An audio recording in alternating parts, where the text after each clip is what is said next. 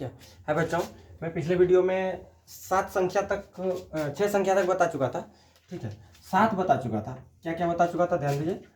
प्राकृतिक संख्या बता चुका था, पूर्ण संख्या बता चुका था, सम विषम, प्राकृतिक, पूर्ण, सम, विषम, और बता दिया था भाज्य, फिर अभाज्य, और एक बताया था पूर्णांक। उसके बाद जो संख्या बचता है उसको मैं इस वीडियो में बता दे रहा हूँ। चलिए ध्यान दीजिए, वीडियो में बढ़ते आगे। लिखा हुआ परिमेय संख्या किसे कहते हैं। तो परिमेय संख्या होता क्या है, जान लीजिए। परिमेय संख्या उसे कहेंगे जो P बाय Q, यानी बोल सकते हैं अंश बटे हर, या इसी को बोल सकते हैं A बटा B, जो भिन्न के रूप में हो उसे भिन्न के रूप का मतलब जैसे 4/1, या 4 है तो 4 को भी 4/1 लिख सकते हैं। यानी जो भिन्न के रूप में हो, अंश और हर के रूप में हो, या P बटा Q के रूप में हो, या A बटा B के रूप में हो, उसे परिमेय संख्या कहते हैं। ये ध्यान दीजिएगा कि P और Q ये पूर्णांक होना चाहिए। मतलब 4 और 1 थी तो पूर्णांक तो होगा ही। इसलिए पूर्णांक आप जानते हैं, कल हम पढ़ाए थे। देखिए यहाँ लिखिए, परिमेय संख्या किसे कहते हैं। तो जिन संख्याओं को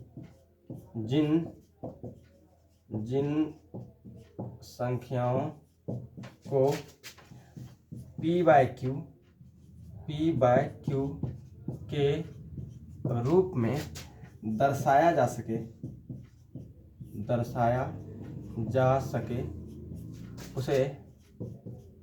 उसे परिमेय संख्या कहते हैं। परिमेय संख्या कहते हैं, उसे परिमेय संख्या कहते हैं। देखिए परिमेय संख्या फिर से समझ लीजिए कि जिन संख्याओं को P बटा Q या भिन्न के रूप में दर्शाया जा सके उसे परिमेय संख्या कहते हैं। परिमेय संख्या यहाँ P और Q क्या हो जाएगा, जैसे लिख लीजिए यहाँ, जहाँ P तथा Q पूर्णांक है और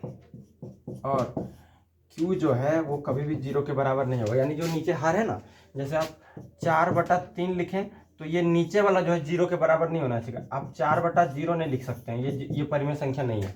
ठीक है, ये कभी भी परिमेय संख्या नहीं हो सकता। क्यों नहीं हो सकता, क्योंकि बटा में 0 है। जहाँ यहाँ कहा जा रहा है ना, जिन संख्याओं को P बटा Q के रूप में दर्शाया जा सके उसे परिमेय संख्या कहते हैं। जहाँ P और Q पूर्णांक है तो पूर्णांक तो हो जाता है, 0 भी पूर्णांक है, 4 भी पूर्णांक है। लेकिन देखिए यहाँ Q 0 नहीं होना चाहिए, यहाँ Q 0 है, इसलिए 4/0 परिमेय संख्या नहीं होगी। ठीक है, अब जैसे देख लेते हैं इसका क्या क्या हो जाएगा। जैसे में ले लीजिए -1/2, 4/3 और 2, 0 आदि और भी बहुत संख्या है। परिमेय संख्या भी ना बड़ा ज्ञात कर सकते हैं ना छोटा ज्ञात कर सकते हैं। सबसे छोटी परिमेय संख्या नहीं ज्ञात कर सकते हैं, सबसे बड़ी परिमेय संख्या नहीं ज्ञात कर सकते हैं। इसको उतार लीजिए, मैं अगला देख रहा हूँ। देखिए अगली संख्या है अपरिमेय संख्या किसे कहते हैं। यह जस्ट परिमेय का उल्टा है, समझे कि नहीं, परिमेय का उल्टा है। जैसे लिखिए अपरिमेय संख्या है तो उसे हम P बटा Q के रूप में लिख दे रहे थे। P बटा Q के रूप में लिखने पर वो परिमेय बन जा रहा था। ठीक है, लेकिन ये क्या है, अपरिमेय को हम P बटा Q के रूप में नहीं लिख सकते हैं। जैसे लिखिए इसका परिभाषा, जिन संख्याओं को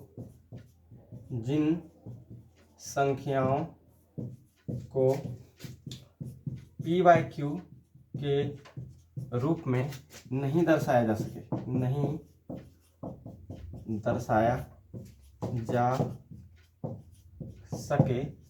उसे क्या कहते हैं, अपरिमेय संख्या कहते हैं। क्या कहते हैं बच्चों, अपरिमेय संख्या कहते हैं। देखिए ध्यान दीजिए,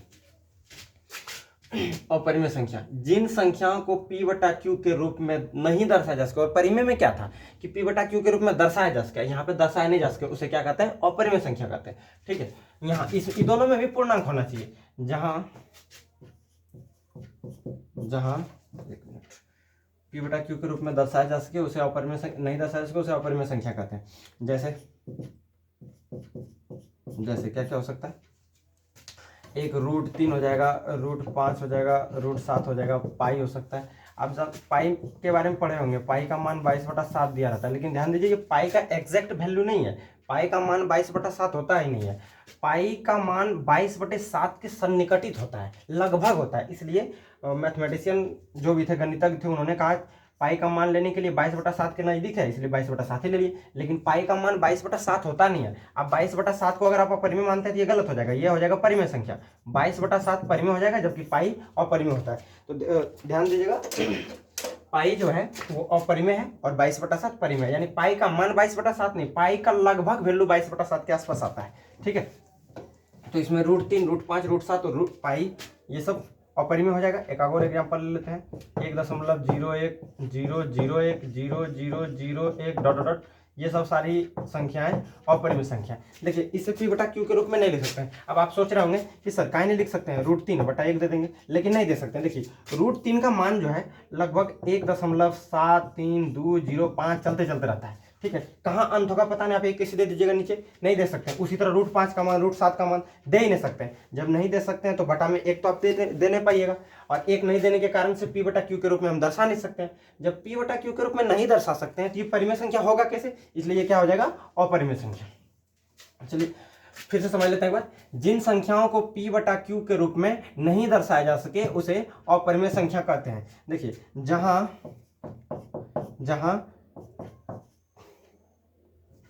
जहां इसमें भी बोल सकते हैं कि q जो है वो 0 के बराबर नहीं होगा, जहां q नॉट इक्वल टू 0 और p और q पूर्णांक है, p तथा q पूर्णांक है, p तथा q पूर्णांक है। चलिए उतार लीजिए, अगला बता रहा है। 10वां नंबर देखिए, लिखा हुआ वास्तविक संख्या किसे कहते हैं। तो वास्तविक संख्या क्या होता है समझ लीजिए। देखिए जब परिमेय संख्या और उसके साथ परिमेय संख्या के साथ अपरिमेय संख्या को मिला दिया जाए तो जो संग्रह प्राप्त होता है उसे ही कहते हैं वास्तविक संख्या। यानी परिमेय और अपरिमेय मिलने के बाद जो संग्रह बनता है उसे ही वास्तविक संख्या कहा जाता है। एक परिभाषा तो ये हो गया, आप बोल सकते हैं कि परिमेय संख्या और अपरिमेय संख्या के संग्रह को वास्तविक संख्या कहते हैं। या एक और बोल सकते हैं, जिन संख्याओं को संख्या रेखा पर दर्शाया जा सके।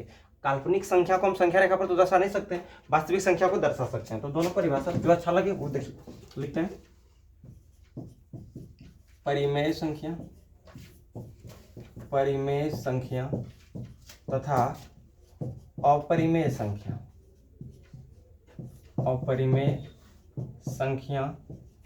के संग्रह को वास्तविक संख्या कहते हैं। वास्तविक संख्या कहते हैं। ध्यान दीजिए, परिमेय संख्या तथा अपरिमेय संख्या के संग्रह को वास्तविक संख्या कहते हैं। यानी दोनों को, जैसे मान लीजिए ये झोला है, ठीक है, ये झोलों में इसमें तनिसन परिमेय संख्या मिला देते हैं, हल्का परिमेय और थोड़ा सा अपरिमेय। तो ये झोला रेडी बन हो गया ना, ये जो झोला बन के रेडी हुआ, ये झोला दिख रहा है, ये वास्तविक संख्या का झोला बन गया। किसका बन गया, वास्तविक संख्या। देखिए परिमेय और अपरिमेय मिला तो ये जो थलवा बन गया कौन सी का है, वास्तविक संख्या का बन गया। समझिए, एक परिभाषा आप और लिख सकते हैं दूसरे शब्दों में जिन संख्याओं को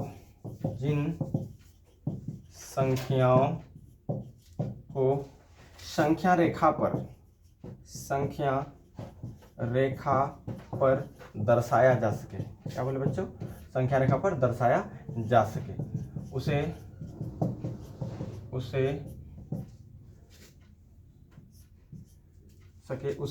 वास्तविक संख्या कहते हैं। क्या कहते हैं, वास्तविक संख्या कहते हैं। दूसरे शब्दों में क्या बोल सकते हैं, जिन संख्याओं को संख्या रेखा पर दर्शाया जा सके उसे वास्तविक संख्या कहते हैं। अब इसका एग्जांपल देख लेते हैं कुछ, जैसे हम देखिए इसमें अपरिमेय भी आएगा और परिमेय भी आएगा। आप दोनों ले लीजिए, जैसे कुछ परिमेय ले लेते हैं, कुछ अपरिमेय ले लेते हैं। परिमेय 1 4/3 -2 0 और ले लीजिए √3 पाई √2 √11 आदि सारा का सारा वास्तविक संख्या है। उतार लीजिए, अगला देखते हैं। अगला देखिए 11वां नंबर क्वेश्चन है, सअभाज्य संख्या किसे कहते हैं। सअभाज्य संख्या, देखिए अभाज्य संख्या से ही रिलेटेड है। सअभाज्य संख्या उस संख्या को जब देखिए जब दो संख्याओं का मौसो एक हो, कितना मौसो मतलब महत्तम समावर्तक, जिसको एचसीएफ कहते हैं, हाईएस्ट कॉमन फैक्टर। जब दो संख्याओं का मौसौ या एचसीएफ या महत्तम समावर्तक एक हो उसे सहअभाज्य संख्या कहते हैं। जैसे लिखिए इसका उत्तर, जब दो संख्याओं का मौसौ, जब दो संख्याओं का मौसौ मतलब महत्तम समावर्तक, इसको हम लोग एचसीएफ बोलते हैं, हाईएस्ट कॉमन फैक्टर, महत्तम समावर्तक एक हो। कितना हो बच्चों? एक हो। फिर से, जब दो संख्याओं का मौसौ एक हो तो उसे, दोनों संख्या को यानी उन्हें सहअभाज्य संख्या कहते हैं। क्या कहते हैं बच्चों? सहअभाज्य संख्या कहते हैं। चलिए इसका जैसे देख लेते हैं। जैसे हम क्या कहेंगे, देखिए एक हम ले लेते हैं 5 और एक ले लेते हैं 7। बताइए 5 और 7 का अगर आप मौसौ निकालिएगा तो एक आएगा, क्योंकि 5 और 7 एक के अलावा किसी से कटता नहीं है, तो 5 7 एक आंसर हो गया। एक और आप ले सकते हैं, एक आप 3 ले लीजिए और 8 ले लीजिए। बोलिए 3 और 8 एक के अलावा किसी से कुछ तो कॉमन आएगा ही दोनों में से। 5 1 से कटता है, 7 से कटता है, 7 भी 1 से कटता है, 3 1 से कटता है, 8 1 से भी कटता है, बाकी दूसरे से कटता है। लेकिन इन दोनों में कॉमन यानी 3 और 8 का यदि हम मौसौ निकालते हैं तो 3 दूनी 6 उतरेगा 2, 2 से भाग देंगे 3 में, 2 का 2 मतलब एक बार में उतरेगा 1 से भाग देगा 2 में, 2 बार में कट जाएगा। देखिए मौसौ कितना आया? एक ही आएगा। जब मौसौ एक आए तो उसे ही सहअभाज्य संख्या कहते हैं। एक और देख लेते हैं, जैसे एक और ले लीजिए, आप ले लेते हैं 15 और 13 ले लेते हैं। देखिए 15 और 13 का वापिस मौसौ कितना आ जाएगा? एक ही आएगा। तो इन संख्याओं को सहअभाज्य संख्या कहते हैं। आदि कर दीजिए, और भी बहुत सी संख्या है जिसे सहअभाज्य कहते हैं। इसको उतारिए, अगला लिख रहे हैं। अगला और आखिरी देखिए, संपूर्ण संख्या किसे कहते हैं? संपूर्ण संख्या समझ लीजिए, संपूर्ण संख्या क्या होता है। जैसे किसी संख्या का गुणनखंड अगर हम निकालें, समझते हैं, एक संख्या ले लेते हैं 6। 6 का गुणनखंड आप क्या क्या लिख सकते हैं? जैसे 6 किससे किससे कट सकता है? 1 से कट सकता है, 2 से कट सकता है, 3 से कट सकता है और 6 से। इसके अलावा तो किसी से कटेगा नहीं। देखिए इसका दुगुना, यानी अगर आप 6 का दुगुना कीजिएगा सर तो 6 दूनी 12 हो जाता है। तो इसके योगफल के बराबर होना जाना चाहिए, यानी इसका दुगुना इसके योगफल के बराबर हो तो उसे संपूर्ण संख्या कहते हैं। जैसे समझिए 2 और 1 3, 3 3 6 और 6 12, समझे। अब जैसे 8 को ले लेते हैं, 8 कटेगा किससे? 1 से कटेगा, 2 से कटेगा, 4 से कटेगा और 8 से कटेगा। ध्यान रखिएगा, 8 किससे कट सकता है? 1 से, 2 से, 4 से और 8 से कट सकता है। अब इसका दुगुना होना चाहिए 16। अगर इन सबों को जोड़ने पर 16 आ रहा है तो 8 हो जाएगा संपूर्ण संख्या। अगर 16 नहीं आ रहा है तो 8 संपूर्ण संख्या नहीं है। 2 1 3 4 7 और 8 15 हो जा रहा है, जो कि 16 के बराबर नहीं है, मतलब 8 संपूर्ण संख्या नहीं हो सकती।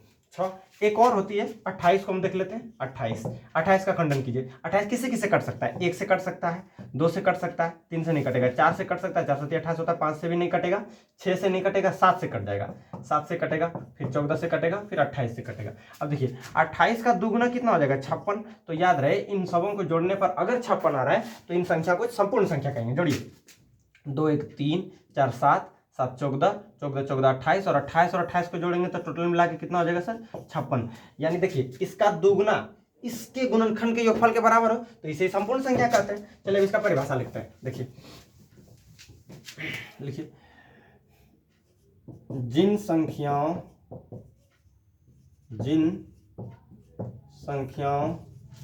के गुणनखंडों का योगफल